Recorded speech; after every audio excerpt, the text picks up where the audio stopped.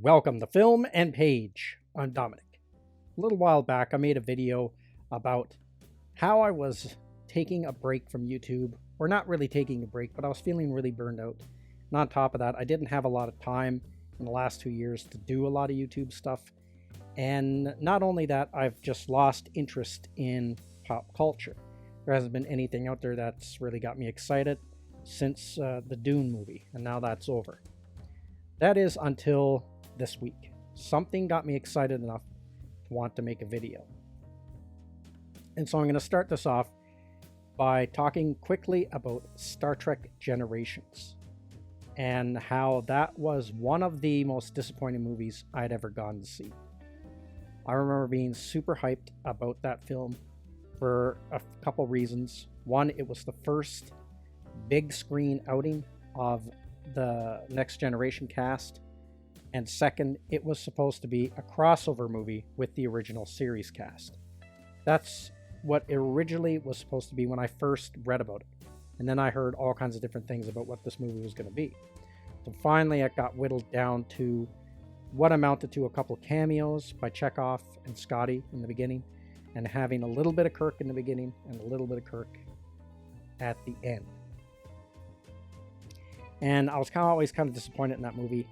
But the thing that could have saved the movie for me from being a complete and total disappointment was if they had let the character of Captain Kirk live. I really hated that they killed Kirk off. I really hated the way they killed Kirk off. And it just left a sour taste in my mouth. Even to this day when I watched that movie, I've rewatched it several times. It's still, it could have been so much better. It could have been the best Star Trek movie of all time. But it just felt like it was something they rushed out there, and the crossover wasn't very well thought out. And I thought the whole idea of killing off Captain Kirk was just a waste of a character, and in my opinion, unnecessary. And it was one of those things where, sometimes you just have to leave well enough alone. We had gotten Star Trek 6, and that is one of my favorite Star Trek movies.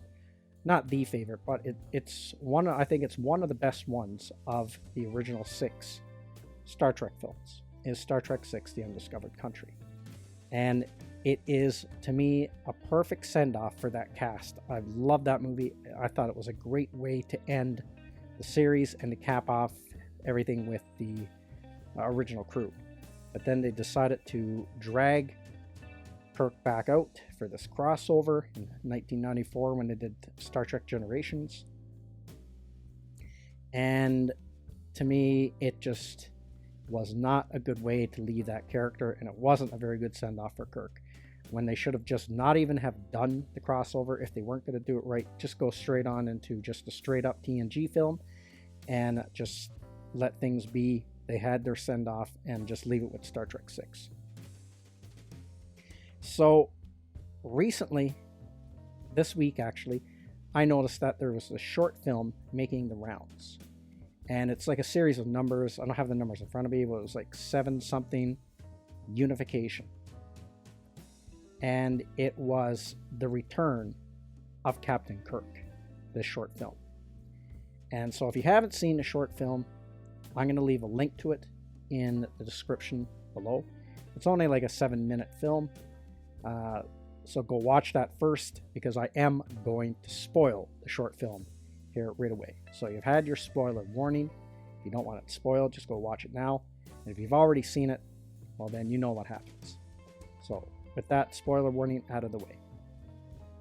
So this short film was making the rounds.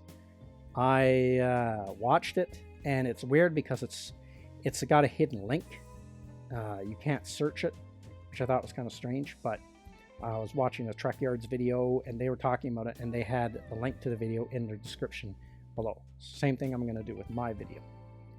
So in this video, they bring Captain Kirk back. Now, how exactly they bring him back, that is just skipped over. He's back to life. He is in the time period of the Next Generation, and he encounters this alien. Now, this alien, I didn't know who this was. Apparently, it is a character from Star Trek Discovery. So this alien character brings Kirk to where a dying Spock is. Now, if you remember, Spock died off screen in Star Trek Beyond. They had that little thing where the Kelvin timeline Spock finds that little picture with the original crew in there, and he gets the news that Spock has passed away. And so this alien takes Kirk to where Spock is dying. That's what I'm assuming. Anyway, that's what everyone's saying is. That's what it looks like to me. Because it is a much older Spock. It is that Kelvin timeline Spock, where he's older. So I'm assuming this is Nouveau. So Kirk goes there and he takes Spock's hand, and they kind of watch a sunset together. Now, it is done with that deep fake technology. It's not obviously not really William Shatner or Leonard Nimoy in this, but it was produced by William Shatner and Leonard Nimoy's wife. And it was, I guess, approved of and licensed by Paramount. So only this little short 7-minute film, you know, I think really it did something to kind of fix what was done in Star Trek Generations. And that is to give Kirk a much better send-off. And when I'm talking about Kirk, obviously there's been other, like the character's been brought back in other ways. Chris Pine has been, you know, portrayed the character for 3 movies, and now they have the new guy on Star Trek Strange New Worlds. But I'm talking about the William Shatner version, that version of Captain Kirk. Didn't have a good send-off in Star Trek Generations. And with this 7-minute film, that gets fixed. He gets brought back. He is reunited with Spock, and they have that moment together, and that's where they leave it off. Now, it's only 7 minutes, but I think it was a great send-off for the character. It's a great way to cap off and put an end to that character, that version of the character. They could keep on doing things with Kirk, you know, recasting them by other actors and things like that. But I'm talking about that original version of Captain Kirk that William Shatner portrayed. And that's the great thing about this deep fake technology. I know a lot of people don't like it. They think you should just recast and stuff, but that's really the only way you could do this type of thing. And this is the only way you could send off this version of Captain Kirk.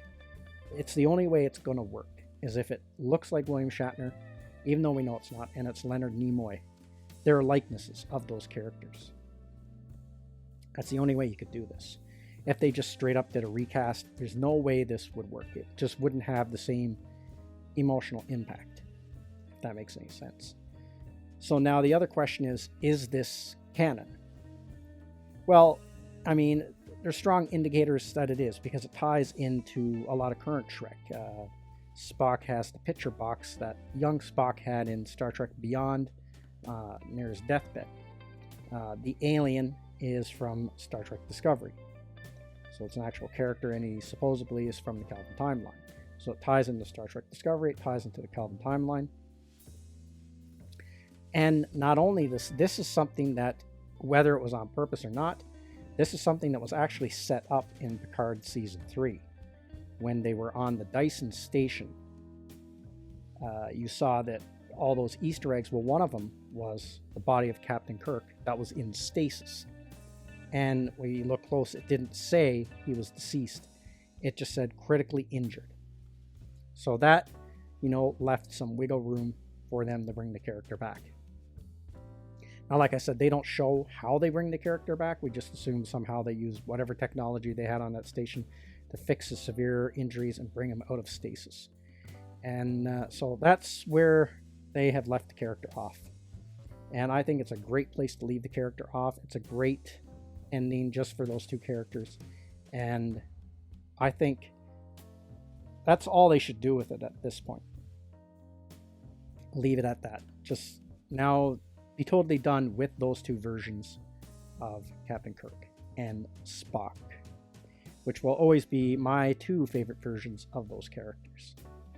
And the other thing is, this website is the Roddenberry Archives that, you know, with Otoy special effects that did these, that are doing these short little Trek films. And Paramount is approving them, I'm kind of wondering, like, where, I know this is just supposed to be an archive, but I'm wondering if this is, like, if they're using this as a test bed for some official, like, on the books future Star Trek productions. I'm curious about that, just to see how far they can push technology. That's what I'm kind of curious about. But if you haven't seen this short film and you are a Star Trek fan, especially if you're a fan of the original series, definitely check it out. I'll leave a link to it in the description below. That's everything I have to say in this video. Let me know what you think in the comments section, and I will see you at the next one.